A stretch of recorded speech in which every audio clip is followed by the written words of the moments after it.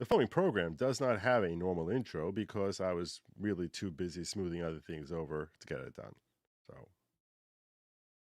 Ori? Good evening, everybody. Welcome to the following program. I'm your host, Joe Neerman, a.k.a. Good Logic. And tonight, it's not the following program. It's viewers' discretion, but things happen. Welcome to Viewers Discretion. I'm your host, Joe Neerman. Yeah, I think you got the point. I hope you all had a phenomenal weekend. Awesome weekend. I was blessed in having most of my family here, everyone but my son who's in Israel.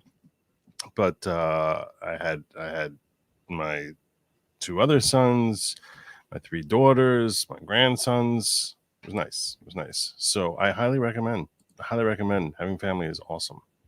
So yeah, just got that out. There you go. I want to start, and it's going to be a short show tonight, probably. Chances are very high. Very high it's going to be a short show. No, I don't want to restore. Okay, thank you.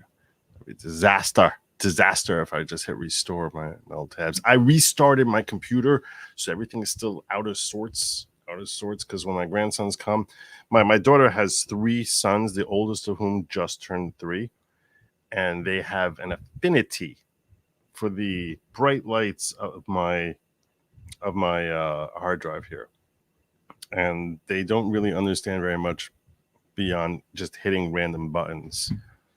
And I haven't really I don't have the heart to basically yell at them because I don't know what they're doing. So what am I going to do? I want to start by welcoming to the following Joanna Wind. Wind? It's definitely one of them. That's one of those cool words, which can sound like two completely different words depending on. They both don't make sense. I'm going to go with Wind. Welcome to the following, a newest follower to the following. Joanna, welcome aboard. The following is very much not a cult type of cult. I am not the leader of the following. This is a common mistake. If you thought, I'm going to join a following where Joe's going to be the leader, I apologize for any confusion. I am definitely not the leader of the following. I'm a follower just like you. The following is all about community, unity, greater personal growth for each and every one of us. And that's why we urge everyone to join this community and unity with personal growth. Welcome aboard, Joanna. Welcome aboard. All right. It's definitely not. No, it's not. It's not at all. It's not at all a cult. It's like the least culty type of cult you've ever seen. Everyone knows that. Everyone knows that. All right. I want to start off by sharing with you Senator Kennedy, because dude is based and awesome. And watching him with Mayorkas, who I'm convinced is a famous actor who Mayorkas looks like. I'm trying to remember what the guy's name is. He's the guy who plays Little Orphan Andy with Daddy Warbucks. But yeah, this guy Mayorkas, who oversees our border, doing a fine job. DHS Secretary Mayorkas. Fine job indeed. Fine job. Yeah. And watching him getting blistered, I say, by Kennedy is always awesome. Oh, I'm backwards. That's what's happening here. I'm so bad. Why do I look so backward today? I was doing this the other day when I was on Laid Back News. And he moved me into the corner there. There we go. Oh, much better. Oh, so much better. Yeah, this is what I'm used to. Yeah. Okay, that's much better. Now when I move this way, everything is good. Good. Much better. Okay. All right. Let's check this out. Mr. Secretary and Mr. Secretary, thank you for being here today. Secretary Mayorkas, since President Biden has been president and since you have been secretary, how many members of Hamas have come into our country across the southern border? Senator, I'm not aware of a member of Hamas. Not a single one. No, none of them. Why would you even think such a thing? That's crazy talk. Crossing the border.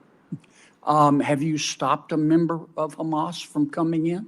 Senator, I am not aware of a member of Hamas being encountered at our Not southern Vin border. Diesel. Have you vetted No. all of the people who have, all of the 8.6, That's funny.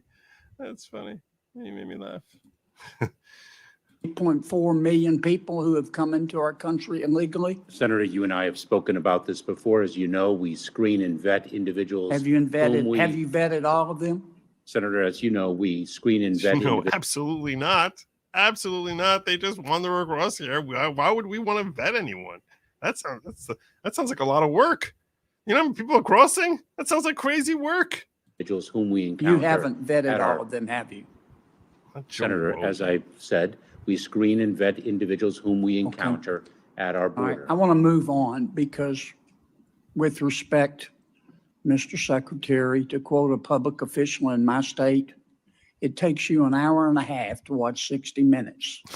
And you try to It takes me 2 hours. As you've all seen. filibuster us and use up our time. What is a safe third country policy? Senator, a safe third country policy is a policy that provides as follows, that when an individual is fleeing their country of origin by reason of fear of persecution, and I just want to address this. I heard a rumor that New York City Jews were told to shelter in place last night because of protesters rioting. Is it true or bull? Also, thank you for your coverage in the courtroom right now. It's appreciated. Well, you're very welcome. I did apply, by the way. I mentioned this on Layback News. I applied for a media to be recognized as New York City media. They actually asked me to submit 6 pieces of video evidence showing that I've been a journalist for 6 different times. So I actually just plucked out 6 things from my Ghislaine Maxwell coverage. It has to be in New York City, so I can't use the Bannon trial, and it has to be within the last 2 years. So it actually works out sort of as almost like a little bit of a blessing because I didn't realize that my coverage of the Ghislaine Maxwell trial was actually 2 years ago, starting the end of November. So the timing on this for me to file this and use my Maxwell coverage for that was running. But yeah, as far as whether or not this is true, I have seen reports of that. I haven't heard from anyone. I haven't spoken to anyone from New York, even though I know a lot of people in New York. I haven't spoken to anyone in New York. It's freaky out there. I'm not going to kid you. It's freaky. It's really freaky. There's actually a very big rally. I'll use this as a launching off point, tell you this. There's a very big rally that is happening in D.C. on Tuesday, where the Jewish community is basically descending on D.C. And I was very, very torn about attending, whether or not I should go. I was very, very torn. Someone asked me here, I think Carson Depp asked me the other day, would I plan on attending the rally? I told him I didn't know. And this was a conversation which I had with a lot of people from my community about whether or not I want to go. In the sense that I'm not sure I really love very much about the objectives. And then on the other hand, I sort of feel like this is my community and numbers matter as far as like just giving relevance. And I talked to one person who I respect, and he was pointing out, he's like, look at all these rallies here for these anti-Zionist rallies. There's just like there's a lot of people there. So, it's important that, we show our numbers. And I think that's a fair point. It's a fair point. So I'm probably going to be going to this rally on Tuesday in DC. It's probably going to happen. But as far as whether Jews were told to shelter in place, I mean, this is why. I mean, just call attention to like this sort of thing. Even the fact that such a question, let's assume it didn't happen. The fact that such a question is asked legitimately is a reflection as to the nature as to how this schism, which to me, it's like they seem like one BLM rally after another. But the nature of this schism, this is going, God forbid, this is going to turn violent. And I'm actually a little concerned about the security and safety going down there, but I'm not going to allow that to make me shy away. So, yeah, I'm probably making plans to go down there. But the fact that, I mean, things are getting bad. And I'll tell you this much, it's a blessing that winter's coming. That's a big blessing. 6-piece of video, Hold My Hebrew. Yeah. Yeah, I used some of my old clips that I had that I put up there. Anyway, when Grand Central Station was closed off, he does have a little bit of a Lex Luthor kind of look to him. So I don't think it's a setup. This is not like, it's not a protest. It's not like a march. It's a rally. Those are two different things. Those are three different things. So, yeah. Anyway. Yeah, they have been largely peaceful protests. That's true. That's how they tend to start. But I mean, we're seeing situations where Jews basically have been harassed because it's Zionism. They don't know whether the Jews are Zionists or not, but they're Jews, so they must be Zionists. But it's totally not a race thing. It's totally not about Jews. Such a stupidly obvious lie.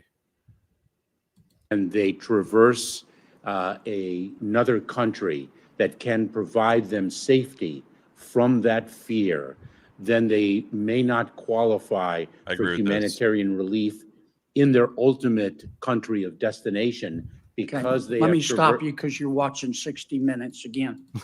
Well, Senator, A safe third country Senator policy. Kennedy is awesome. He's so great. Man, I want this guy to be like, I don't know how old he is. How old is Senator Kennedy? But I want this guy to serve for as long as he has lungs in his breath. So you can tell me if I misunderstand this. Safe third country policy says America has joined the UN treaty that says if you're being persecuted. I saw that. Yeah, I saw that. Yeah. What do you want me to say? I hope that guy spends the rest of his life in prison. Persecuted politically or for race or for religion in your own country, you can seek asylum in the United States. But this is the safe third country part. You have to seek that asylum in the first safe third country that you enter. Is that basically correct? of the safe third country policy? Are you asking me, is that a correct Yes, I am. assessment? Yes, but let me also No, just, it's just a yes or no. It's yes or no. Because many of these people here are marching up through Mexico. Why are they not stopping in Mexico? Why they keep coming here? You can't call them asylees if they are marching up through Mexico. And this is one of the things that the left loves to just blur this line and ignore this important thing. Ask you this, Mr. Secretary. Safe third country policies have been around for over 40 years, haven't they? You're blessed. I don't know that. My senator is under investigation. Yeah, there you go. My senator is Menendez. God. They started in the 1980s in of all places, Scandinavia, didn't they? I don't know, Senator. And the UK has a safe third country policy, doesn't it? Senator, the UK is underway in addressing its immigration challenges. Spain has a safe third country policy, doesn't it? Senator, if you know the answer to the question, I'm not sure why you're posing it to me. Greece has a safe Because third you are country a tool. policy, doesn't it? You're a tool in this little thing. That's why, and that's pretty obvious. Because I want to know if you know. You don't even know how many people are coming into our country. That is Greece has a safe third country policy, doesn't it? Senator, I disagree with the statement that you Understand, but does Greece have a safe third country policy? I do not know if it does. Canada, the EU, Turkey, Norway, they all have safe third country policies, It's don't interesting. It's interesting you cite Canada because I negotiated the safe third country Yeah, agreement. and the first thing that President Biden did, and you did when you took office, was abolish our safe third country policies. Now, in 2023, this is Senator Hovind's chart. What percentage of the illegal immigrants who came across the southern border were not from Mexico? Do you know? Senator, I know that third country nationals has been on the increase, the number of encounters. What percentage? I can of the- certainly, You don't know, do you? I can Okay. certainly. It's 71%. How do you not know that? Okay, are not people who are not from Mexico. How do you not know that? So if we had a safe third country policy, that means that It's like me saying I don't know what hearsay is. Like, how can you not know that? You're the DHS secretary. Like, this should be like basic stuff to you.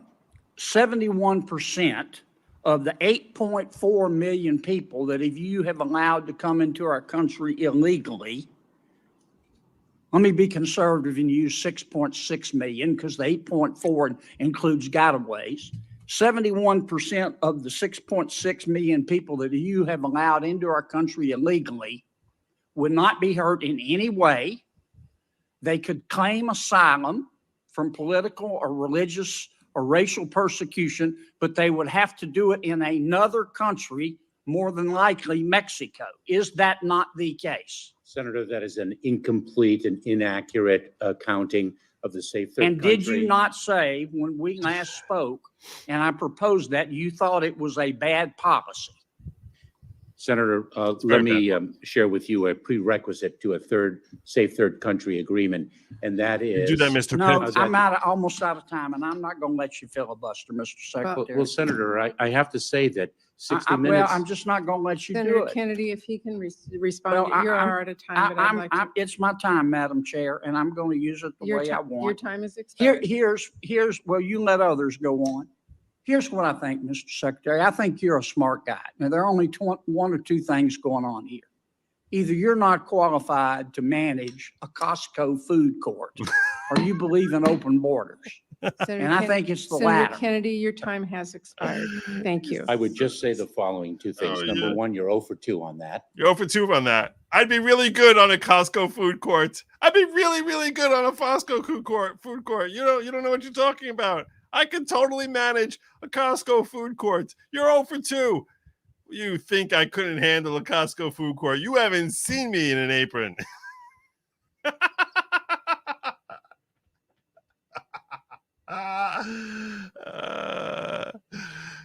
Oh my God.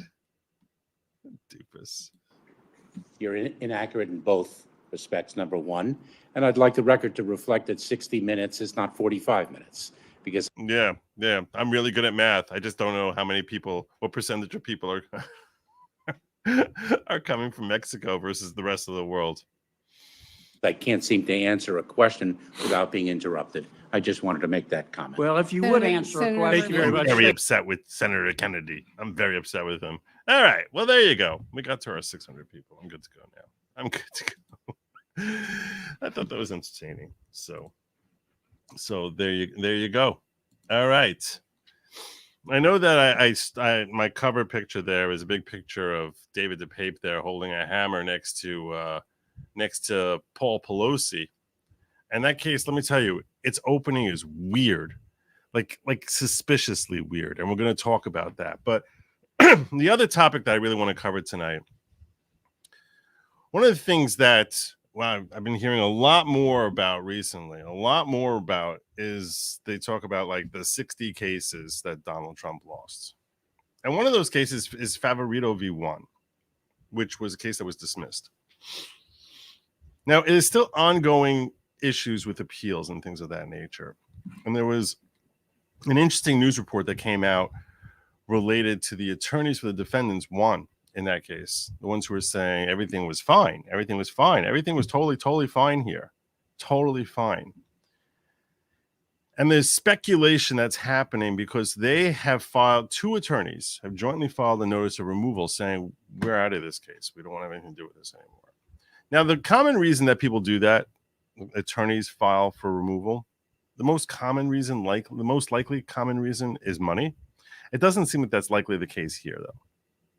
Doesn't seem like that's likely the case. I wouldn't, but I want you to be aware that that is the most common thing. They're not getting paid, and they're not happy about not being paid, and the bill is ratcheting up, and they feel as if but you would think that a case here, which is, that there'd be plenty of funding to go around to fight Donald Trump. It's speculation. I'm just telling. I wanted to share that tidbit of information as to what the most common cause of notice of removal or notice of withdrawal. It's really notice of withdrawal from a case from an attorney is it's usually a financial dispute. But people are speculating otherwise in this particular case. And I'll bring this up here as we cover this story. There's trouble in Fulton County, Georgia, as two high-powered criminal defense attorneys have suddenly filed a motion to withdraw from a 2020 election case. Remember those 60 cases? Like I said, this is one of them. Criminal defense attorneys Donald F. Samuel and Amanda R. Clark Palmer have motioned to withdraw themselves from the Favorito v. Juan case. Here's their motion. So it comes now, attorneys Donald F. Samuel and Amanda R. Clark Palmer, and hereby move this court for an order permitting their withdrawal as counsel of record for respondents in this matter, specifically respondents Aaron Johnson and Teresa Crawford. Undersigned counsel has followed the requirements of Uniform Speaker Court Rule 4.3, and provide written notice to the affected clients and counsel's intention to withdraw. A notification certificate is attached. That's something I'd like to see. I don't know why if I can get that notification certificate. That would be very helpful. In accordance therewith, the undersigned certifies respondents are further informed on the rule above. The court retains jurisdiction in the matter. Respondents have the burden of keeping the court informed of their current address for their service of notices, pleadings, and other papers. Respondents have the obligation to prepare for go forward with their case or to hire other counsel to handle their case. If respondents fail or refuse to meet their obligations, they may suffer adverse consequences, including the entry of judgment against them. And they note here in the footnote, the respondents in this action have changed over time as the composition of the Fulton County Board of Registration Elections has changed since 2020. Alex Wan's name still appears in the case caption, but he's not party to this litigation any longer. To the extent that clerk's office has attorneys Samuel and Clark Palmer as counsel of record for any other entity of this person's action, they should be removed as counsel of record for those parties as well. Respondents must file any objections to this motion to withdraw with this court no later than 10 days from the date of this filing this motion, Monday, November 20th, 2023. 10th day would actually be a Saturday. Wherefore, the undersigned respectfully requests that an order be entered permitting them to withdraw as attorney of record for the identified respondents respectfully submitted this 8th day of November 2023. So there you go. They won out. Rasmussen Reports says, update, Fulton County's Georgia high-priced criminal defense lawyers see writing on the wall, hit the silk. These 150,000 still secret to 2020 unfolded mail ballots with the perfect ovals protected by the court order for 3 years may have gone missing. They may have gone missing. So what they are alleging in this action is that Donald Trump lost the election by under 12,000 votes, as we all know, from this big Fannie Willis RICO case, where he talks about how I just need you to find me like 11,800 votes or something to that effect. Let's just call it, we'll round it up to 12,000. And that there's over 100,000, close to 150,000, still secret 2020 unfolded mail ballots with the perfect ovals protected by the court order for 3 years, which may have gone missing, and the county's lawyers have just quit. They just quit. They said, we're out of here. It's weird for them to go. Why are they going missing? You're supposed to hold on to these things for years. You're not allowed to destroy stuff when it's in litigation. So the fact that they went missing is very, very sus. It just is. Supposedly, originally filed in December 2020. So this is, like I said, this is one of those 60 cases that they lost. And we're going to talk about why they lost here and how this fits in perfectly with everything I was saying in the very first video I ever put on this channel. Originally filed in December 2020, the lawsuit by Favorito and 8 other Georgia residents alleged voter fraud and improper ballot counting in Fulton County, which includes Atlanta and is the state's most populous county. The suit sought an outside review of nearly 150,000 absentee ballots cast in the county, arguing that people who participated in a hand recount election claimed to have seen absentee or mail-in ballots that suspiciously weren't creased and didn't look like they were marked by hand. Henry County Superior Court Judge Brian Amero dismissed the suit in 2021, ruling the plaintiffs lacked standing to claim that their state constitutional rights had been violated. Early this year, however, the State Court of Appeals overturned Amero's decision, determining the voters did indeed have standing in the case. The judgment sent the case back to lower court, where it is still pending. Still pending. Still going on. So initially dismissed. This is one of those cases he lost. Why was it dismissed? For standing. Favorito, meanwhile, says voter GA still has not yet seen the ballots. It has long sought. Spokespersons for leading report didn't respond to messages seeking comment this week, but Fulton County spokesperson Jessica Corbett argued that claims of election fraud in the county haven't been borne out despite multiple reviews. Well, then why did they go missing? Breaking update. And that's what Kevin Kelton was saying. This is what we just read here. This motion to withdraw was filed. So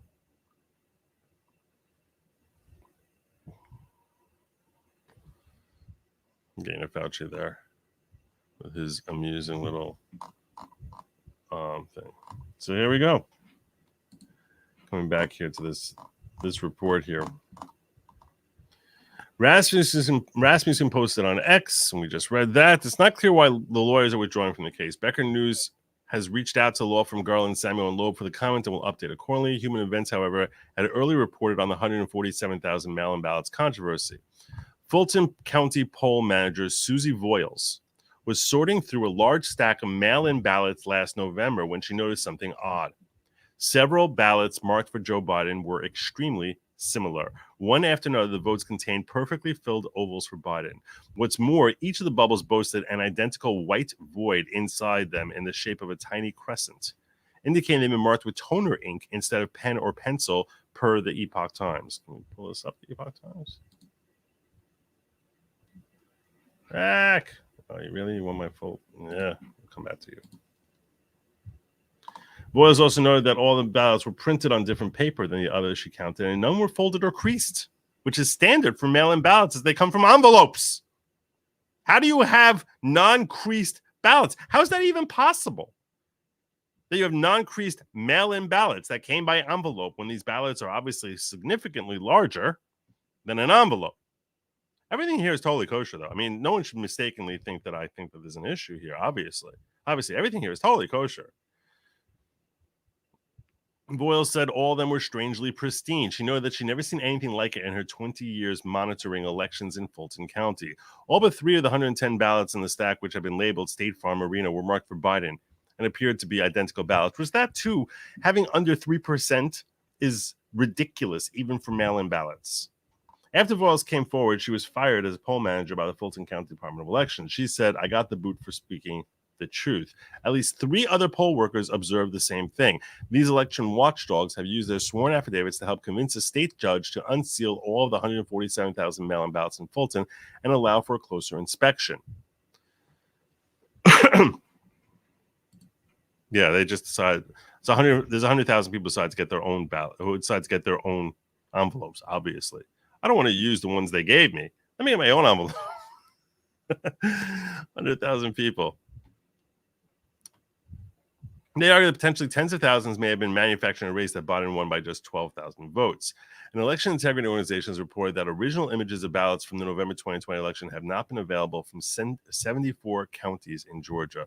Voter GA, a nonprofit organization dedicated to ensuring election integrity, has obtained certification from 56 counties via open records requests that the state's voting machine system automatically generated either the majority or all of the images used for result tabulation. Per their respective statutes, voter images are essential for election records and must be preserved for a period of 22 months in the federal government and 24 months in the state government. Garland Favorito, the lead petitioner in the case and certified poll watcher, claimed, "We have what is almost surely major absentee ballot fraud in Fulton County involving 10 to 20,000 probably false ballots. We have confirmed that there are 5 pallets of shrink-wrapped ballots in a county warehouse. In addition, there are massive chain of custody issues in Georgia related to ballot images. According to Voter GA, an election integrity nonprofit organization, 74 of Georgia's counties had not been able to produce original images of ballots from the November 2020 election. The group received confirmation through open records requests from 56 counties that either most or all the images that the voting machine system automatically created for tabulating results have been destroyed.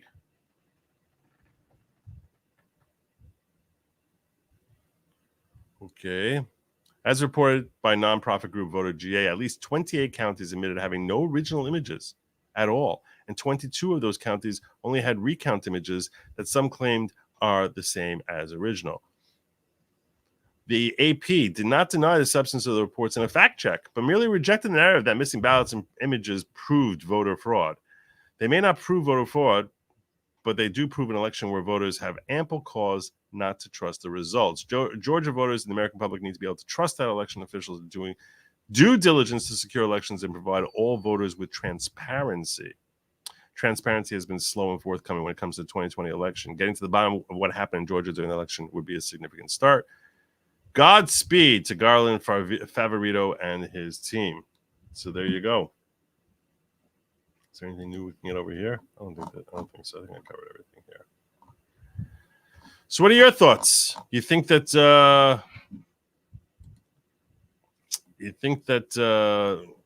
these people are dropping out here? And this is what I would this is the last thing I want to address on this, is to talk to you about the whole standing issue. One of the things that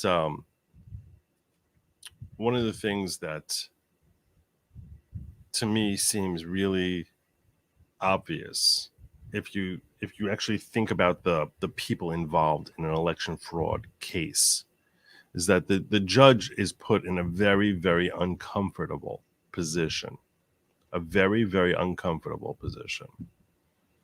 If you're a judge and you're not near the end of your career, which most of them, have a bunch of years left in their own estimation, you have to understand that this is someone who is politically connected almost always, usually fairly intelligent, and has dedicated their lives toward achieving the position that they got, and frequently have aspirations of climbing even higher in the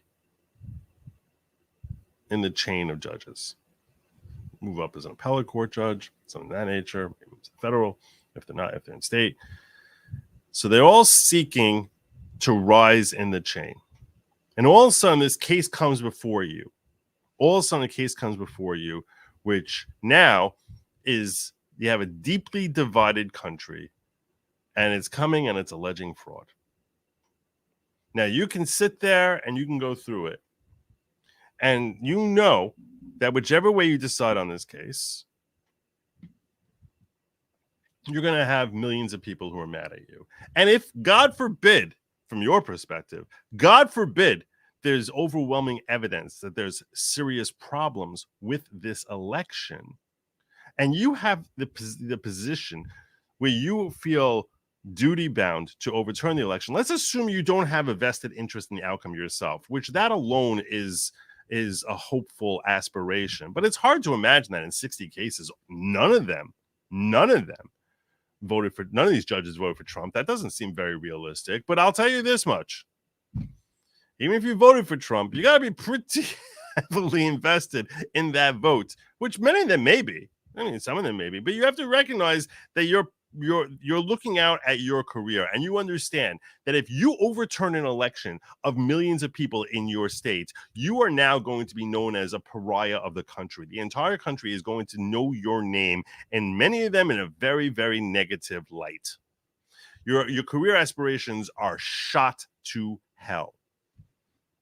I mean, you're cooked, especially if in your state, all the heads of state, the Raffenspergers, the Kemps, they're all sitting there saying that everything here was perfect. Now you're going to be the judge to come along and say, no, it's not. The whole election invalidated.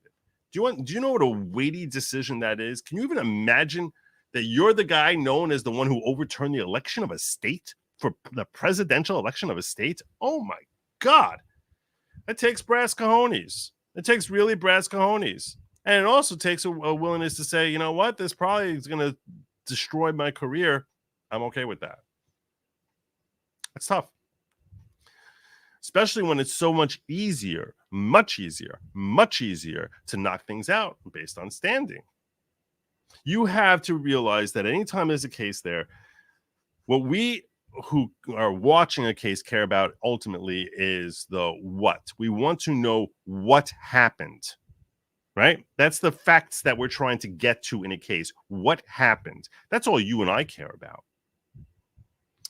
right? Was there actual fraud here or not? Examine it and tell us the what.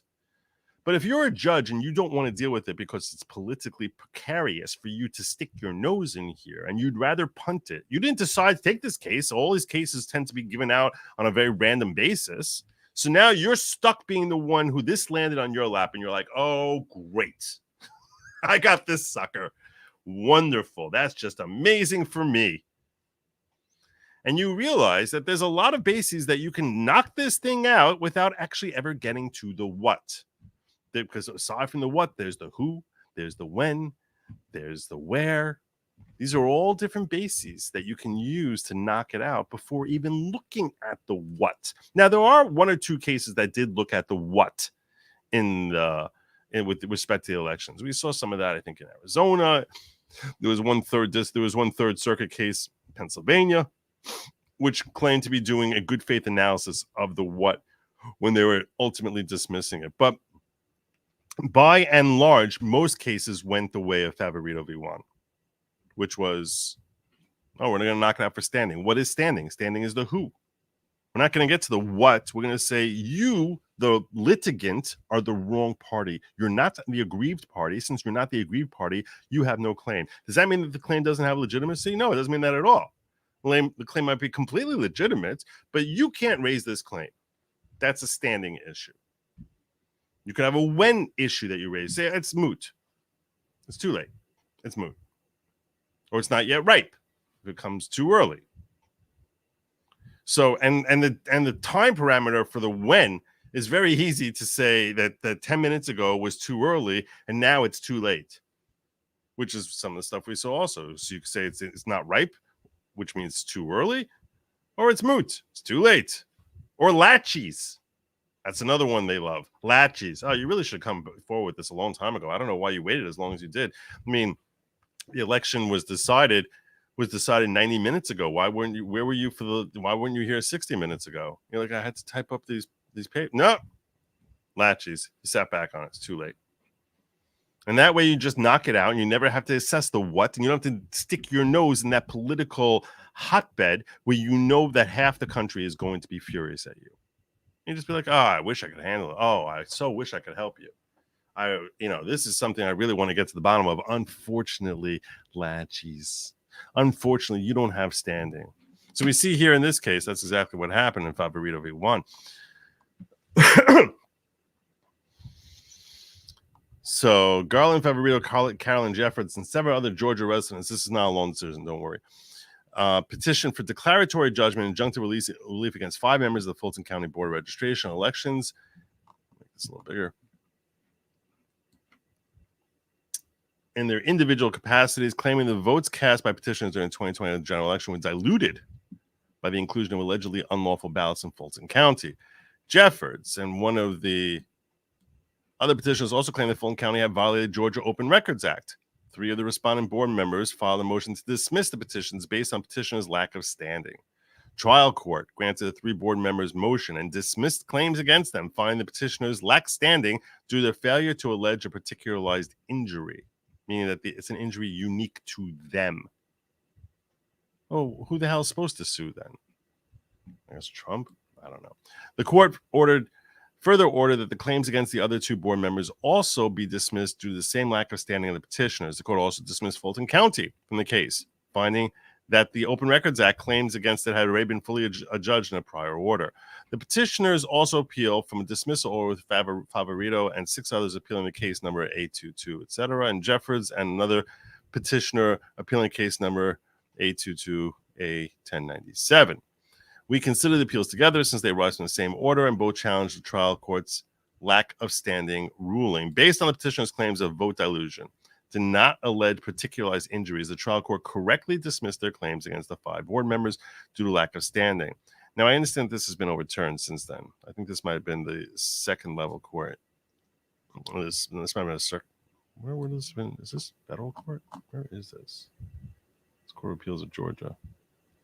Oh, so it's a state. Okay. So maybe the Supreme Court of Georgia overturned it. I'm not sure. An alleged argument regarding standing to bring the Open Records Act claims against Fulton County presents nothing for review since the trial court did not dismiss Fulton County from the case based on petitioner's lack of standing. So we affirm the order of the trial court in both appeals. Standing. What is standing? Standing is a jurisdictional issue that must be considered before reaching the merits of any case. The merits is the what. And is a doctrine rooted in the traditional understanding of a case controversy. And let's a little citation here. Litigants must establish their standing to raise issues before they're entitled to have a court adjudicate those issues. To establish standing under both Georgia and federal law, a litigant must demonstrate, 1, an injury in fact, 2, a causal connection. So first you have to say that you were injured. Then you have to have a causal connection between the injury and the causal conduct. And 3, the likelihood that the injury will be redressed with a favorable decision. An injury, in fact, is one that is both concrete and particularized. The Supreme Court of the United States explained that for an injury to be particularized, it must affect the plaintiff in a personal and individual way. In another case, which, like the instant case, also involved a lawsuit claiming vote dilution based on allegedly unlawful ballots in Georgia during the 2020 general election, a federal appellate court applied the same 3-part standing test. See, we all agree with each other about this whole standing thing. We all agree. Don't worry about it. You can't really look at this because we don't like who came here with this. And found the plaintiff lacked standing because he had failed to allege a particularized injury. Although the federal court decision is not binding on this court, we find the analysis in that decision to be persuasive. In fact, the vote dilution claim based on alleged unlawful ballots was not particularized injury to the federal court and would explain, to be sure, vote dilution can be a basis for standing, but it requires a proof of comparison. For example, in the racial gerrymandering and malapportionment context, vote dilution occurs when voters are harmed compared to irrationally favored voters from other districts. By contrast, no single voter is specifically disadvantaged if a vote is counted improperly. That's astonishing. Even if the error might have a mathematical impact on the final tally and thus on the proportional effect of every vote. This is so backward to me. I think this is so wrong. I question standing all the time as a legitimate issue. Vote dilution in this context is paradigmatic, generalized grievance that cannot support standing. In the instant appeals, as in Wood, the petitioner's interest in ensuring that only lawful ballots were counted was a generalized grievance, undifferentiated and common to all members of the public that, no matter how sincere, cannot support standing. The trial court, therefore, did not err in dismissing the petitioner's claims against the 5 individual board members for lack of standing. In Fulton County, appellates in case number 1097 also challenged dismissal of Fulton County from the case by arguing that they were not required to have standing to make a request for documents under the Georgia Open Records Act. But the dismissal of Fulton County was not based on finding the appellants lacked standing to make an open records request. Rather, the trial court ruled that because a prior court had been fully adjudged the open records claims, no further relief may be accorded. You see, it's too late now. You're too late. It's already adjudged. It's too late. Therefore, respondent claim Fulton County is also dismissed since the argument made on appeal does not address the dismissal ruling actually made by the trial court. It presents nothing for review. And there you go. There you go. So that's what I was trying to explain to you. None of them, this is where the majority of cases died. Whenever you hear they lost 60 times, that's hot garbage. And so many times that we see 60 cases, obviously 60 different judges all came to the same conclusion here that, hey, it had to be everything here was completely legitimate. No, it's not 60 cases. It's like 2 cases. That's really what it is. Maybe 4 across the whole country. It's sad. It's very, very sad. What I care about ultimately is far more important than who won is not simply that we have integrity, but transparency of integrity. That's what ultimately is important. There has to be transparency and integrity. And when we have courts that are reluctant to even look and see if there's integrity, that is another flaw in the transparency element that is so vital to upholding our republic. Just asking you to get to watch that school debate. I did watch it. And trying to remember what it was called. Let me see if I pull it up. You're asking at a really good time because I'm coming to the end of this story.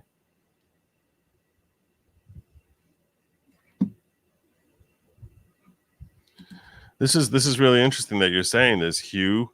Really interesting that you're saying that, considering I showed you the documents that were filed. So, what do you think that means? That they weren't? That those documents were forged? Super Iron Bob says the unproven assumption that dilution is homogeneous among a homogeneous population without proof always bothers me in these rulings. Yeah, I agree with you on that. Yeah, well said. It's so integrity is so transparent you can't see it. Obviously, where is? If I find my history here, if I got my history, where is it? Let me see if I can find it. Nope. It's in here. That's not it. That's not it. Nope.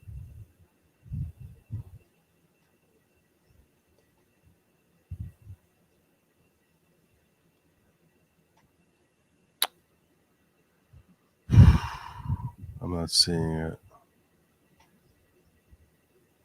I'm not seeing that debate, the high school debate, infected by, that's what it is? High school debate infected by wokeness. I have to warn you to turn down. You have to turn down. You have to turn down. I'm going to pull it up. This is just very loud. This is very loud. This is a sign of our future.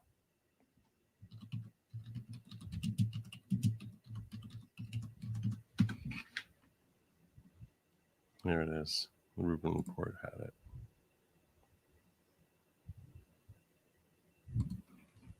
Just minus the whiteness, as Rebecca is a vehicle for this. Wow. Someone told this woman that someone told this young lady that this is effective. Effective! Yeah, seriously. Turn down your volume. This is what he wants me to look at. I'm going to give you like 3 seconds to turn down your volume because it's very loud and it doesn't stop. It's the same pitch, same volume, which that alone is terrible for a debate. Terrible. But I guess when you start off at volume 11, it's hard to go to 12. So here we go. 3, 2, 1. Just minus the whiteness, as Rebecca is a vehicle for this movement. We say whiteness is really bad for representation and queer people. This is really wild. This was going viral over the weekend. I didn't want this version of it. Damn it. I don't want you talking. I just want them. Come on, Dave. No one wants you talking here.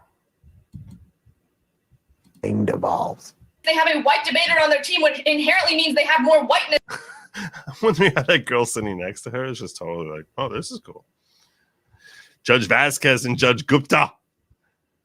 Than us. We obviously know that JJ is not white. It's pretty obvious. Go down onto our pick. We give you 3 warrants why we subsume all of their protests and affirm their protests. In a pick, what it means is you are furthering their cause, just minus the whiteness. As Rebecca is a vehicle for this movement, we say whiteness is really bad for representation and queer people, and it's a bad form of whiteness is really bad for representation in queer people.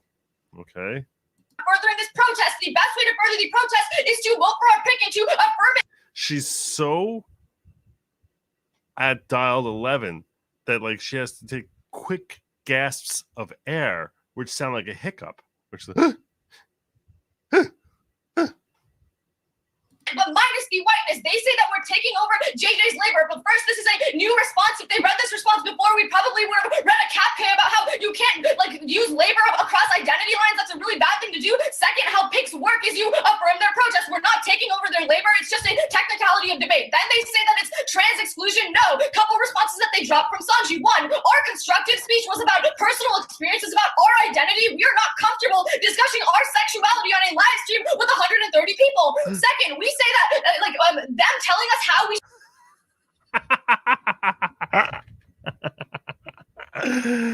Oh my god.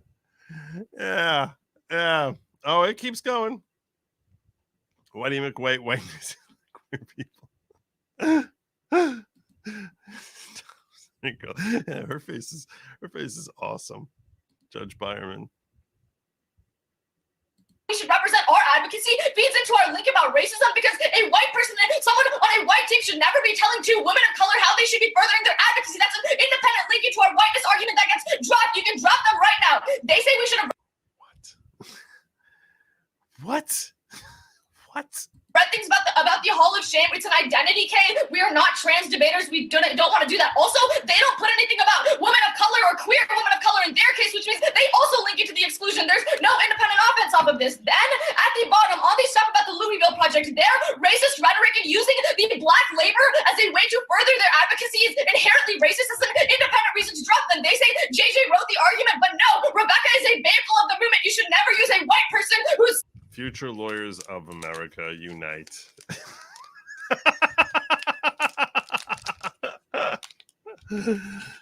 Stanford's a calling. Stanford's a calling. saying the Louisville Project and using it as an example of their advocacy in order to further a movement. Then using black suffering to advance in the tournament is just a bad thing to do. Then they say that, that it's just a bad thing to do. Using this thing is just a bad thing to do.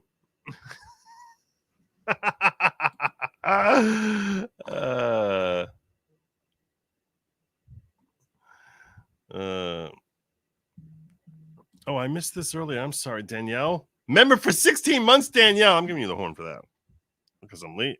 Since I live in Fulton County in 2020, this makes me so mad. Go out and vote. Your vote matters. I'm going to tell you this, Danielle. This is what I want to tell you.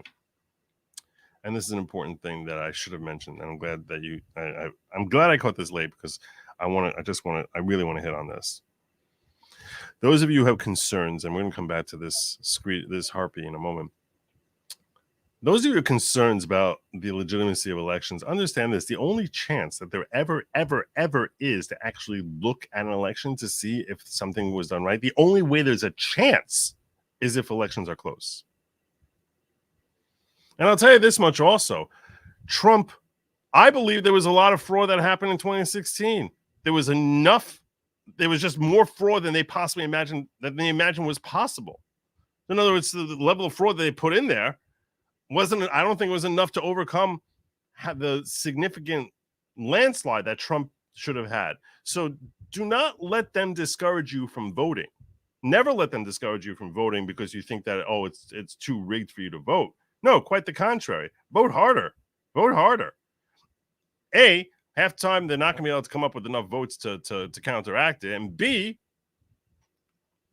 if it's not close, you're never going to know. You're never going to know.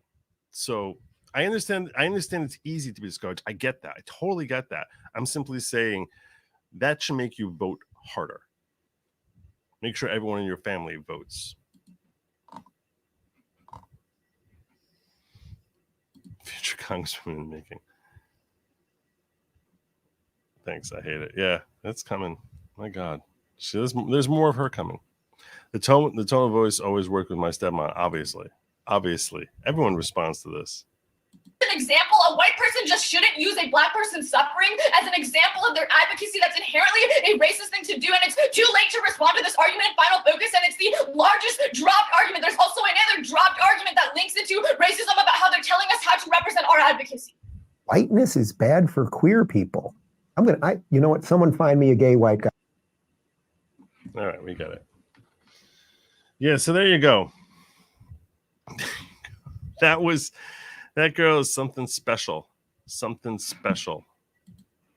Future lawyer of America. God.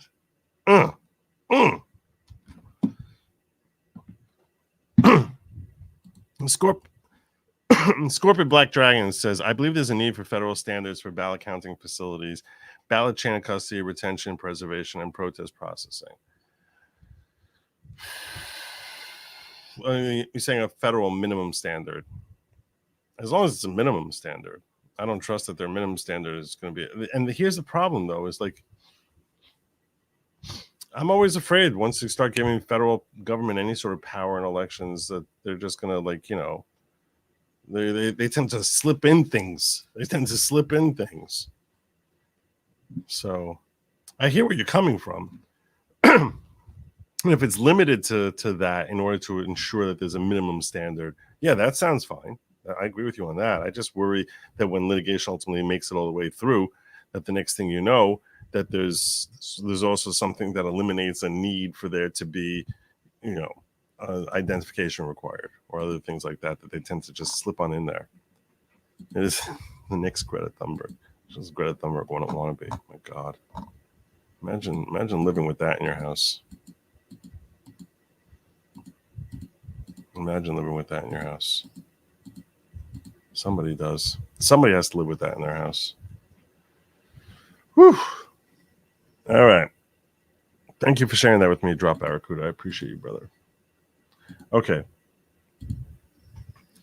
Let's move on. Let me get to Paul Pelosi attacker David Depape. If you've forgotten, roughly, I don't know what, a year ago? Or thereabouts? There was an attack in the Pelosi mansion. The Pelosi's have a lot of money. In case you forgot her whole thing with her Jenny ice cream. Oh my gosh. Let me see if I can dig that up. They have a lot of money.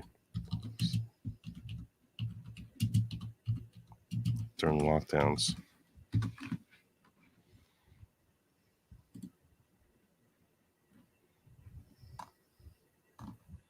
Can you find it? Did they scrub it? Was it scrubbed? Was it scrubbed from the internet?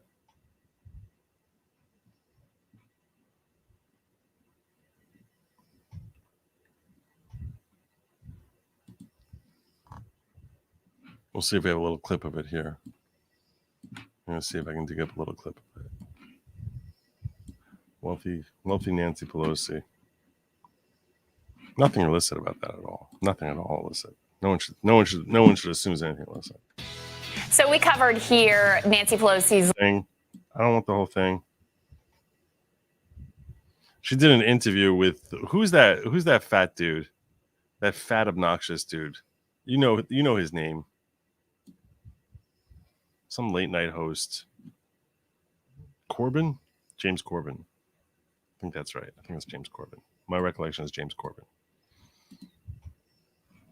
Yeah. To help small businesses and its workers get through the shutdown. It will be up to Congress to restock it. But Democrats blocking that move this morning. They asked for $250 billion in 48 hours. I said, well, I don't think so. They objected, and I congratulate the Senate Democrats. Speaker Pelosi, what are you going to share with us from your home? Chocolate candy. Thousands have been forced to wait. This is a devastating ad. For hours at food banks all across the country. This is chocolate, and then we have some other chocolate here. We just got it restocked with the ice cream. You don't want to eat up everything all at one time. I can't do it much longer. I'm trying so hard. They say enjoying. Having to admit that, we're starving, and I like it better than anything else. Taping this segment, there are 22 million people. This specific program is about stopping job losses today. This is hurting people bad. Other people in our family look for some other flavors, but right now it's survival move. You don't know where that next something else is going to come from. I don't know what I would have done if ice cream were not invented. I just wonder. Nancy Antoinette. Oh, that is lethal. That is lethal. Lethal. Oh my gosh.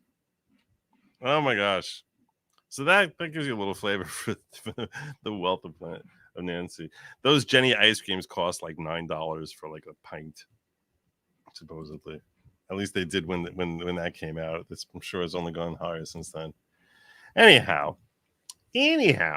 So that's why I refer to it as the Pelosi mansion. Although you can find pictures of her home. David Depape did. And before I show this, I want to be 100% clear, and I'm totally serious about this. 100% serious. In no way do I support violence against politicians, their families, or anything of that kind. Not at all. No one should take that what I'm about to show here as supporting violence.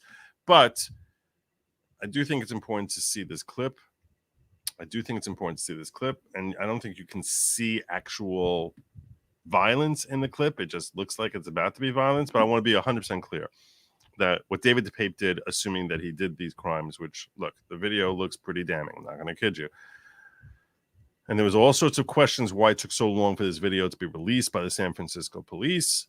All sorts of questions about his mental health and things of that nature. All sorts of questions as to whether he's actually a lefty. And how do you have someone who's a conservative and different conflicts about like what his political leanings are? Because it seemed like he was very strongly left, and then all of a sudden just boom, turned right just a week before this incident, and then went out and attacked the Pelosi's. I think it's important to understand what's happening with this case, because this was a weird situation that unfolded. There was all sorts of talk about whether or not this was something that was faked, whether it was rooted in there being some sort of personal relationship between Paul and David Depape, and some sort of intimate relationship between Paul and David Depape. I remember hearing all sorts of reports about Paul Pelosi, who's Nancy's husband, being involved in all sorts of interesting nightlife activities. There's all this speculation. But I will tell you this, the video has come out. And was all these questions that I had. I remember covering this story, and I was like, why was he close enough to him? And who's answering the door? And what's happening here? But I do want you to share this, to watch this video with me. This is from the police. This is purportedly from the police cam. It does look like a police cam, a body cam of the police who came to this scene.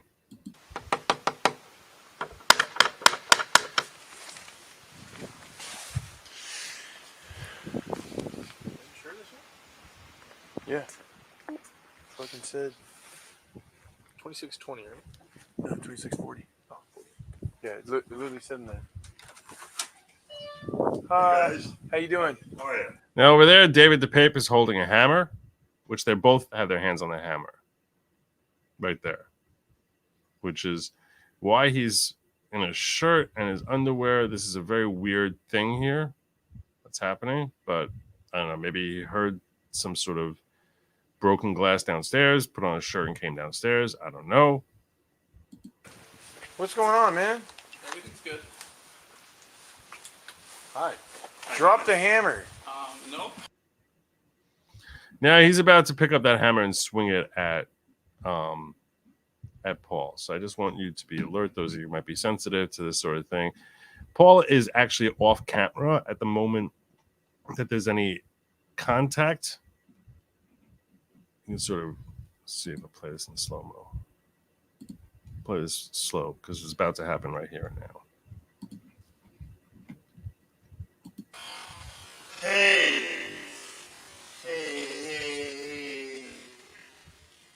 What is going on? So he seems to wrench it away from him. Now, he's picking it up to swing the hammer at him. And you can't really see whether he actually hits him or not. And you see here when it's frozen, you can't really see if he actually hits him. So I hope he didn't hit him, although the claims are that he did. There's also claims that he hit him in the head, which I don't know how Paul Pelosi would survive a hammer blow to the head. That sounds to me to be a little strange. Maybe he banged his head when he fell. And none of this is to exonerate or to excuse any of the behavior of the assailant here, because this is an awful thing to do to any human being. This is a terrible thing to do. So I don't want anyone to think that I'm in any way glorifying what is happening here, because this is just wrong. This is a terrible, terrible, terrible thing for any person to do to anyone else, especially the elderly. I mean, and whatever you feel about an individual, this is wrong. So he swings it down at him, and the police come rushing in. I had all these different questions when we first heard the reports before we got the body cam. How it is that they're close enough to each other that he can still strike him or whatever. And this does answer a lot of those questions that I had, which is part of the reason I'm sharing this, is because I want you to basically, those of you who have been with me for a while to see that I'm recognizing that, okay, this sort of makes a little bit more sense as to why it is that he was still in striking position. And that's really answered there. But you can't really see what he's hitting. It doesn't look like he's hitting him in the head. I mean, when we look at this here, it really doesn't look like, if you look at where this thing is happening here, it looks like his head is further away, but you can't tell. And maybe he did hit him in the head. I don't know. Maybe he completely missed him. We can't see in this shot here, obviously. The police were there. They would have seen everything. I don't know. I don't know what's happening there.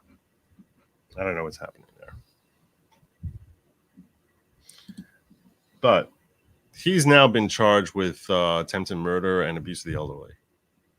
That's what he's facing charges of. And here's the rest of the body cam footage on this.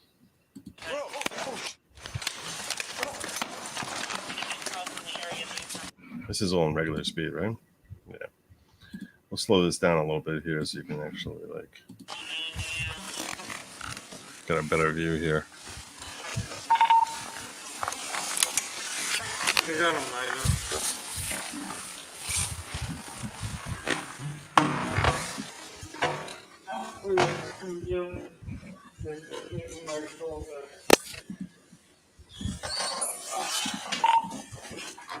Ever 14, Everton, backup code 3. Code 3 backup at 26. Give me your f***ing hand. Units code Give me your 40 Broadway for 14 hours. Now it sounds like someone snoring. I don't know what that is. I don't know what that noise is. Ever 14, Everton, Maybe code 3 as well. that's a motorcycle. You got it? Sorry, 14 Everton, please, medic code 3. So yeah. So anyway, so that's the body cam footage. And yes, you're correct here in your question, Drop Barracuda. Regardless whether he hit with the hammer or he hit his head on the ground, wouldn't the intruder still be liable since it happened during a crime? Almost certainly yes. That he would be liable for anything that happened there. So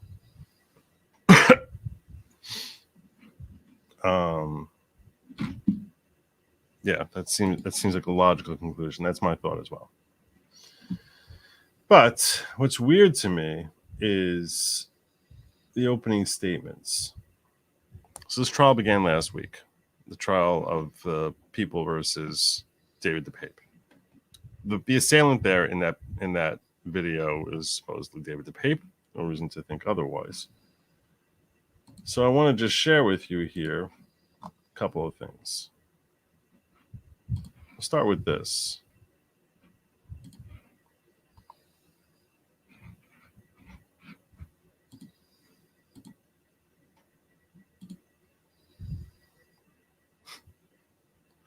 It is, I guess. Hopefully not. But let's assess the opening arguments here, which are weird, like really weird, and that's why I really thought this was interesting. Opening statements began Thursday in the federal trial of David Depape, accused of the October 2022 hammer attack on Paul Pelosi, with the defense attorney laying out the outlandish conspiracy theories that drove David Depape to seek out then House Speaker Nancy Pelosi in the couple's Pacific Heights home in San Francisco. That's a rumbling noise. Maybe if you're inside his head. I don't know.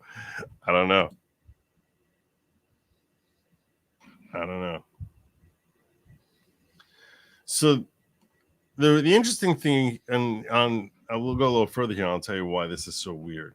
With defense attorney laying out the outlandish conspiracy theories that drove Depape to seek out the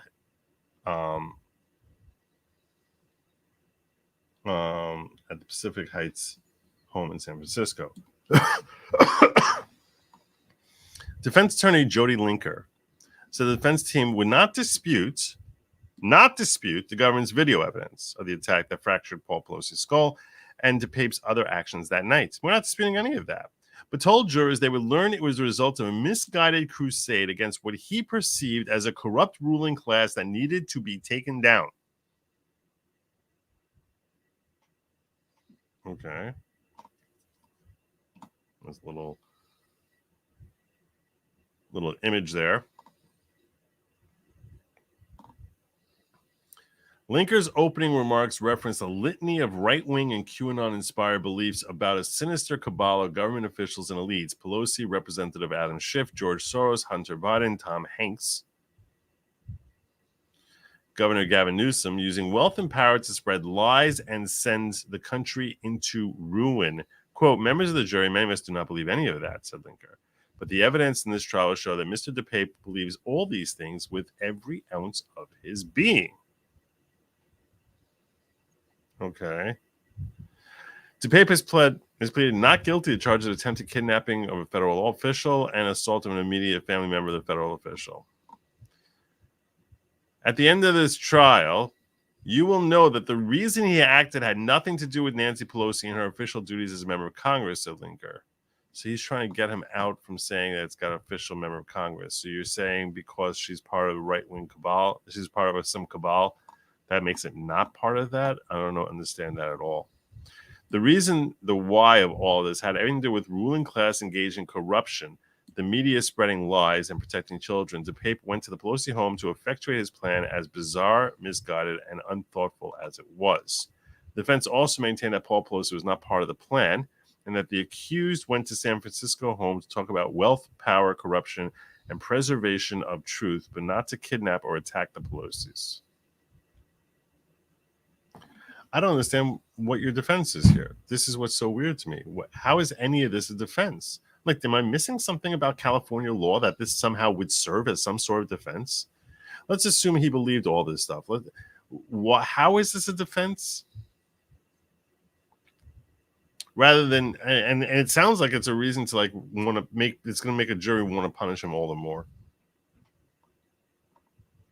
Before Linker's statements, prosecutors began their opening statements by laying out some of the video and photographic evidence of the hammer attack on Paul Pelosi, including a graphic image of his head injuries as he lay in a pool of blood on the floor. Prosecution described how the accused unleashed his plan of violence. Federal prosecutor Laura Vertain Horn said the government proved beyond a reasonable doubt that Depape intended to kidnap and hold Nancy Pelosi hostage and attack Paul Pelosi after warning him, quote, "You stop me from going after evil, you will take the punishment instead." Nancy Pelosi was in Washington, D.C. at the time of the attack, which makes it all the more curious. He's looking up where the house is, but isn't looking into whether or not she's home. Okay. Police arrived at the home after Paul Pelosi managed to call 911 during the encounter with Depape, who appeared in his bedroom and woke him up asking, "Where's Nancy?" Investigators say Depape told him he planned to break her kneecaps if Nancy Pelosi lied to him about the whereabouts of other people he was targeting. Among those expected to testify is the person referred to in the court papers as Target 1, which one would think is Nancy. Prosecutors say Depape planned to kidnap Nancy Pelosi to get to Target 1. Oh. Now identified as Bay Area scholar Dr. Gail Rubin, a leading academic in feminist theory and queer studies. That's who his main target was? Gail Rubin? That's who his objective was? That's what we're supposed to believe? The prosecution's first witness, a San Francisco officer, described the attack captured on multiple body cameras on October 28th as iron-hitting skull. Depape dressed in a navy sweater and khaki pants, sitting stoically facing the jury. Because Depape believes she is promoting molestation, said Linker, she's going to say this is all completely false, that she believes no such things, but David believes it. Oh, that's why he was going after her. Okay. There's also a shot, but there's no legal argument here, said UC Law San Francisco professor Rory Little. I want to check. We're going to check in with him over here. We'll come to that. Because I was like, I don't understand how this is defense. How is this a defense? So this is litigator Rory Litter. Depape, dressed in a navy sweater and khaki pants, sitting stoically facing the jury. Public defenders for the 43-year-old making their case that the accused went to the Pelosi house in San Francisco to talk about wealth, power, corruption, and the preservation of truth, but not to kidnap or attack the Pelosi's. So there's always a shot, but there's almost no legal argument here. And that's what's so weird to me. Why would his defense counsel come forward with something which has no legal argument? It doesn't make any sense. Why would you do that? Why would you do that? Well, what's the objective here? How is that possibly benefiting your client if you're your very argument, which to me didn't sound like it had any legal background. And Rory Little here is confirming that there is no legal argument here. Rory Little is an expert on federal criminal procedure and professor of law at UC Law San Francisco. The defense is trying to say, well, he really believed other things. He didn't really believe that he was going to be assaulting Paul Pelosi, but he doesn't have to believe it. At the moment he hit him with a hammer, he knew he was hitting him with a hammer. Yeah. The government's lead prosecutor held That a seems to be plastic a bag flaw. showing jurors the I don't know, hammer a little bit of a flaw in your legal theory there, defense counsel. So what? Why he went there or whatever it is? I mean, that doesn't sound like it's defense counsel at all. used that night and presented multiple videos of the then 82-year-old Paul Pelosi lying on a floor in a pool of blood in the immediate aftermath. Video evidence is very powerful, but I think this would be an easy case to prove without a video. You have one or two officers on the scene who witnessed this, and then you have the defendant's own statements as well as his backpack. Prosecutors say Depape's backpack contained zip ties, rope, and duct tape, among other items. The defense not challenging the who or what, but focusing on painting the why, arguing Why? Depape believes in far-right Why is that your conspiracies, focus? including Why would anyone focus on the why? How is that benefiting you? How is that anything? I don't understand. It doesn't make any sense to me. and political elites promoting and facilitating the sexual trafficking of children. They haven't raised an insanity defense. What they're trying to do is, in a sense, use a backdoor to bring in some kind of mental insanity. Which sounds like an insane way to defend this. If if everything you're saying about what he really believes is actually what he really believes, why wouldn't you at least try for an insanity defense? But you sort of have to raise that at the beginning. That he's just crazy. But that's not a defense unless you raise it as an insanity defense. Depape's main argument that his mission was to have a conversation with former Speaker Nancy Pelosi. If convicted on all charges, Depape could face life in prison. His state trial for attempted murder and So I'm left wondering what his defense counsel is doing and how sus this is that they haven't brought an insanity defense. Why would you forego that? It sounds like the whole focusing on the why here sounds like you're trying to argue that he's insane, but they haven't even brought that up, which means, like, what are they doing here? What is happening here in this trial? It's a very weird opening to say, oh yeah, the video, totally spot on. It was him. And yeah, he swung the hammer at him. What the heck is happening here? What do you think is the reason? If you're watching afterwards, drop a comment down below. If you can come up with any justification that seems like, yeah, this is a logical way to approach this, because I have all sorts of conspiracy theories as to why the defense is coming forward the way they're coming forward. And none of them paint the defense counsel here in any sort of positive light at all. Any sort of positive light. I'm wondering why it is that there wasn't just like, why didn't you just plead guilty? Why go through this whole exercise if that's the defense you're going to come forward with? Unless there's a reason that they're not. And maybe that reason has nothing to do with actually defending David Depape. But before I get to that, let me check in a couple of these comments here. Just want to say thank you to all the veterans in the chat. Yes, thank you for pointing that out. Member for 7 months, Britt Bratt. Thank you. Happy Veterans Day, those of you who are veterans. We thank you for your service. We remember and appreciate you. Seriously. Because this that I do here, or that most of us do, is relatively insignificant compared to actually defending our nation. And while it is that many of you I know are likely frustrated with our commander-in-chief at present, that doesn't in any way diminish the efforts of those of you who were willing to put your lives on the line to help defend this nation. So I tip my cap to you and say thank you. Thank you for bringing that up. It's no longer November 11th, but I started this show on November 12th my time. But for some of you, I guess it's still November 11th. So deep snoring. There's a deep snoring noise people make. Oh, is there? Oh, okay. I thought you were making a joke, but I guess that's possible. That's possible. I never heard that before, but that's possible. Look up Gail Rubin, clearly a scholar of our time. Is that like Gail Rubin?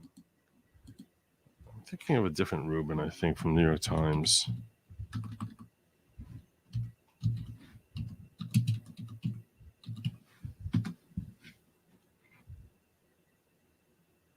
Oh, it's a dude.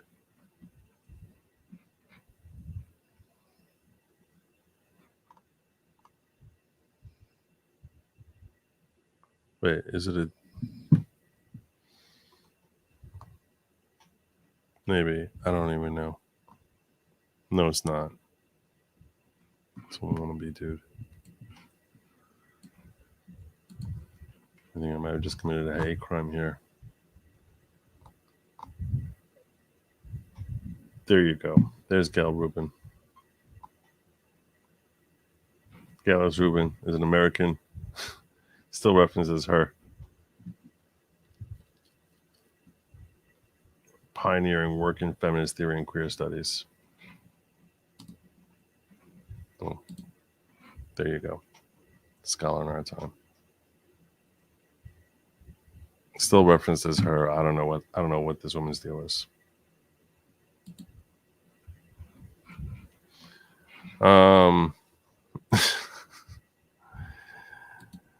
If this isn't a legal defense, isn't the judge supposed to prevent it from being presented as a defense in court at all? It makes me wonder even more.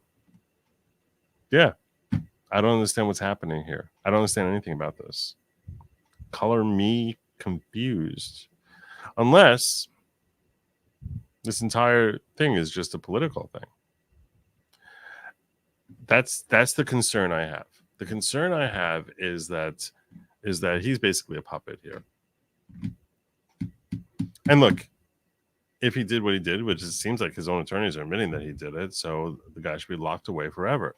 So why would you bother having this entire show trial where he's not putting forward a real defense? It's just a defense that doesn't have any legal soundness to it.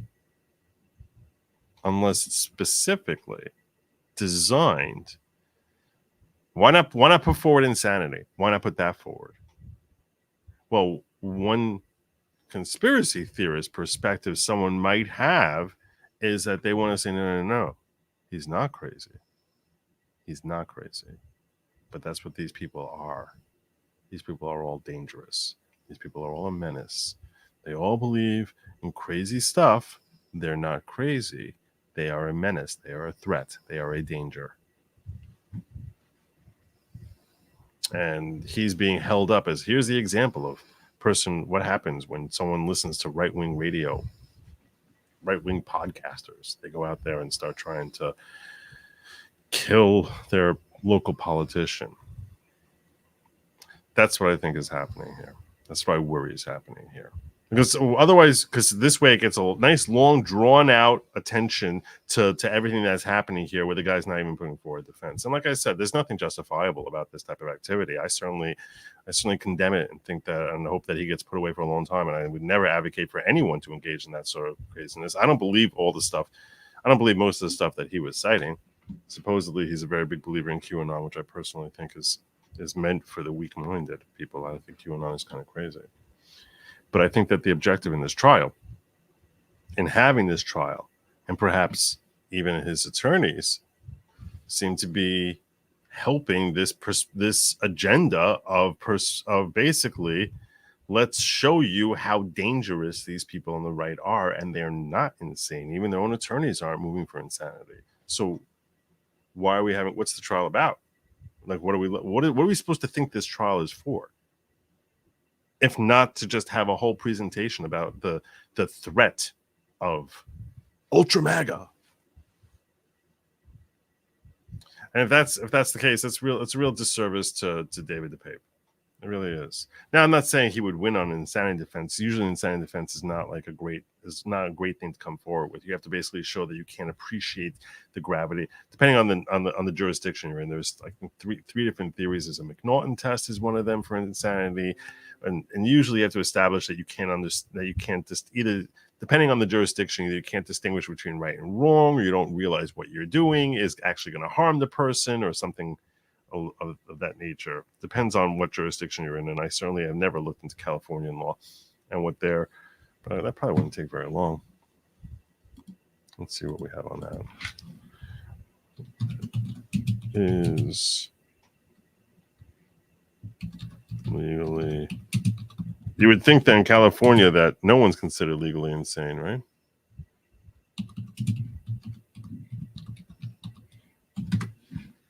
You can see what passes for normal there. It is the McNaughton rule. My initial research here. Look at that. I'm not even a criminal defense attorney, and even I know the McNaughton rule. Legal defense of insanity in California means that you cannot be found guilty of a crime if you were legally insane when you committed it under California's insane offense. You're considered legally insane. Really? No. If you did not understand the nature of your criminal act or did not understand that what you were doing was morally wrong. And let's face it, in California, everything is morally right. Everything is morally right in California. As similar as the McNaughton, sometimes spelled McNaughton or McNaughton rule. You can plead not guilty by reason of insanity at your arraignment hearing for the insanity offense to work. Then you will need to prove that it's more likely than not that you were legally insane when you committed your crime. So yeah, maybe he wouldn't win on insanity defense. I'm simply saying, it's a hard bar to pass.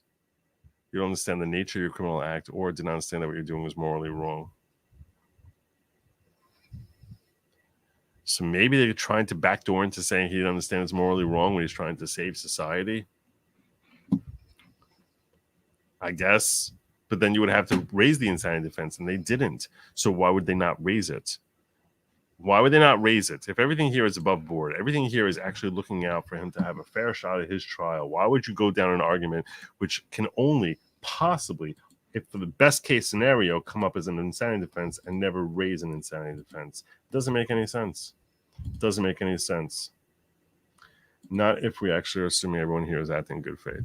It's very difficult. I don't know. Look, Ron Coleman has a very good phrase, which is, you don't know the case if you don't have the red well. What does that mean? The red well is where we store the files of a case. He's like, unless you actually see the files of the case, you don't know. You're only speculating as to what the case how it should be handled. And only the attorneys who actually have access to all those files actually can present what makes the most sense as far as the best way to lead towards success for your client. Still, it's hard to believe that the best way for David Depape is for his attorneys to be putting forward a legal argument which sounds facially idiotic. I mean, there's got to be some sort of way you can justify this, and I struggle to come up with any way that this is. I'm trying to give the benefit of the doubt. Like what is the game plan here? Now maybe they didn't. And first of all, why didn't you plead out? Even if you get 5 years off, doesn't get life in prison. That would be something. Possibility of parole. But to get nothing and to put forward this defense, this makes no sense. This makes no sense. I mean, he's obviously a dead man walking in this trial. So why do it? Unless everyone here involved, and this is the scary thing, because that would imply that these defense counsel itself is compromised as far as trying to help just spread this narrative that people on the right are a threat to society. It's very disconcerting. I certainly hope that's not the case, but it's very. I'm struggling trying to come up with some legal theory here as to why they would present this defense. We're not questioning the video. No, the video is totally fine. It was him. He did it, everything here, but he thought that they were bad guys. It's a show trial to validate the Trump show trials. Verdict doesn't matter. Public opinion trials. Yeah, I think that's what this is. Yeah, I think you're coming along with what I'm saying. He couldn't plead out because the prosecutor hammered him on the terms.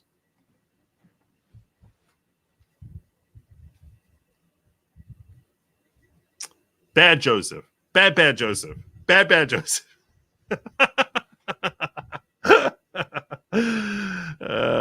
Bad Joseph. Bad Joseph.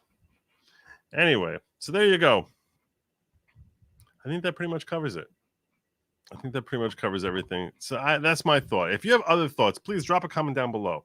Also, while you're looking down below, you might see in the description, I have a new channel. I do. It's called Trump Trial. I know there's a few others out there that call Trump Trial, but mine has 1,100 subs already, even though I have no videos up there yet. But videos are coming soon. And on that channel, I plan on covering all of the different things. I'm going to be amassing all my stuff there related to any of these litigations involving Trump, relating Trump, or relating to the 2024 election, as well as some 2024 election coverage as well. So I urge you to sub up. Link is in the description down below. And while you're subbing up, please make sure you hit the bell, because without that, you're probably never going to see it. You'll never hear from me again. You'll never hear from me again. While you're here also, please make sure you like, subscribe. Check out goodlogic.locals.com. Goodlogic.locals.com, where you get notices of all my appearances, whether it's here, it's on another channel, it's someone else's channel, my related channels, wherever. I'm on the Twitter spaces sometimes. Not so much of late, because I can't stand talking about the Middle East, and every Twitter space I see is involving the Middle East. And yeah, that's basically everything that you can find out about me. I think I covered everything. I think we're good here. I think we're good here. All right. Are we? Can I land my plane now? All right. Oh, let me just make sure I didn't miss anything over here. I didn't really look over here the whole time. Yeah. Okay. I thought I was good there. I had a feeling I was good. Oh, I missed Triggered. Triggered just dropped me like $3. It gives me a little dot. That's my live chat there. Well, thank you for the tip. I appreciate that, Triggered. You're too kind. I'm going to give you one of these just for that. I'm going to give you a little chauffeur blast just because. Shot me $3 in locals just for saying hi. All right, my friends. I'm landing my plane. God willing, I should be back here tomorrow evening. Late night. Depends on really depends on who's playing in Sunday Night Football. Let's be real. Anyway, I will see you all, God willing, tomorrow. Till then, take care of yourselves. Have a phenomenal closeout to your weekend. And Link Joe work. What is that? I don't know. The link doesn't work. What are you saying?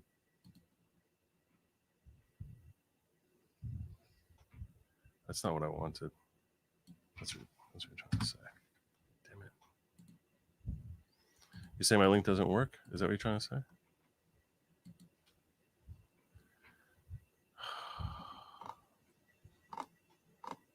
Hold on a second.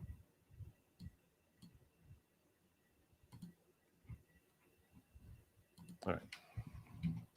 I don't know what happened there, but I'm going to. All right. I assume that's what you're trying to say. All right. It's there now. It should work. Weird opening. What the hell? Why are 2 Y's there?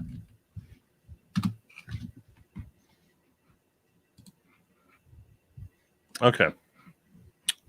Now everything's good. We should be all great. Can I get out of here now? JETS, Jets. All right. I'm out of here, my friends. Thank you so much. I will see you, God willing, tomorrow. Till then, take care of yourselves. Look out for your loved ones. And be happy. Eat some bugs. Godspeed.